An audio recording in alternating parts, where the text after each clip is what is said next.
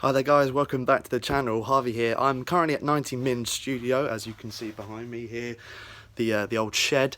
I'm going to take a seat here as I do today's Palace Daily. So, of course, thank you so much yesterday for the comments that I've been getting through on the FA Cup thing. I'm glad a few people have been agreeing with me, and I like some of the comments you're putting, and I agree with some people who slightly disagree in the sense that, you know, small teams playing those big teams is what the FA Cup's all about, and I totally agree, but it's also about the mentality of those big teams. I feel like they're fielding basically under 21 teams in an FA Cup third and sometimes fourth round. It's just a bit disrespectful, but also, you know, that's what helps those young players get through into the first team. So equally, there's an argument for both sides. But thank you so much for your comments. Today I wanted to raise a point because here in the studio at 90 Min, I just found out, as everyone did, that Belgium and Spain have both announced their squad today for the World Cup. And both Nainggolan for Belgium and Alvaro Morata for Spain have missed out on the Belgium and Spanish teams. So some two big names there that aren't being in this World Cup, especially Nainggolan, who's led on, I think, tackles and interceptions, I believe, in not just Serie A, but also in the Champions League since 2015-16, especially tackles. You know, so they're big names. I know Morata's had a pretty poor season by his standards and definitely Chelsea standards this season, but a £70 million player, it's kind of like a player of that much, that cost, that sort of quality, you don't expect him to miss out in a World Cup year, you know, and especially because Spain have got quite limited options up front. Diego Costa's made it, Iago Aspas, Rodrigo, but you'd expect Morata to be in and amongst those players, you know, for a place in the starting 11 at least, and the fact he hasn't made it kind of just sums up how, you know, streaky his performances have been this season. So my question to you guys for today's Palace Daily, like always, comment below and I'll interact with you guys as always, is, you know, who is the biggest profile player, not just this World Cup, but in previous World Cups, that you feel has missed out on the major tournament, who doesn't deserve to miss out? For me, Nainggolan does not deserve to miss out on this World Cup, especially when Adnan Januzaj and Nasser Chadli are making the Belgium squad. Like, come on.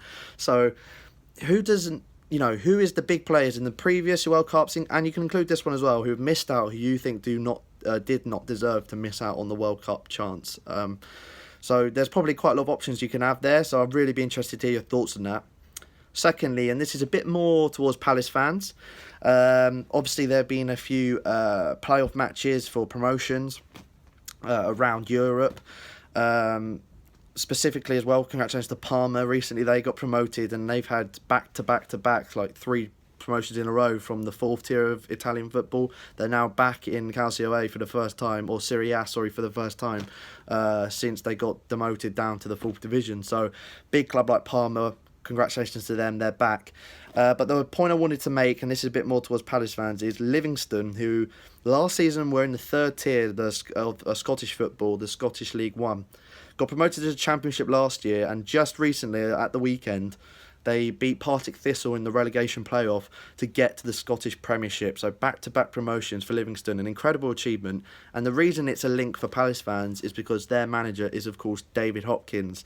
I've mentioned him in my top Palace kits video. I'll leave a link to that down below. I had my top 5 Palace kits, and in '97 I picked that kit that we wore when we got promoted, and David Hopkins curled one in the top corner in the playoff final against Sheffield United to get us there.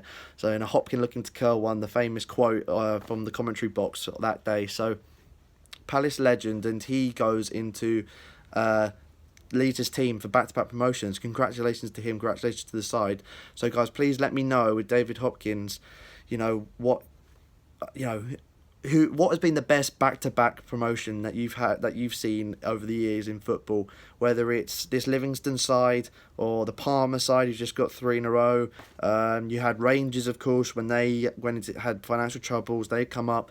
Name your favourite back-to-back promotions over the years, back-to-back at least, you know, more promotions over the years.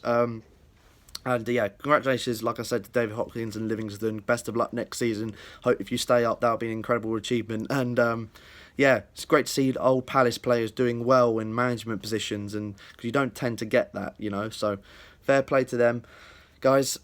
like always, thank you so much for your comments. Thank you so much for your input. Like, share, subscribe, and I'll see you guys next time.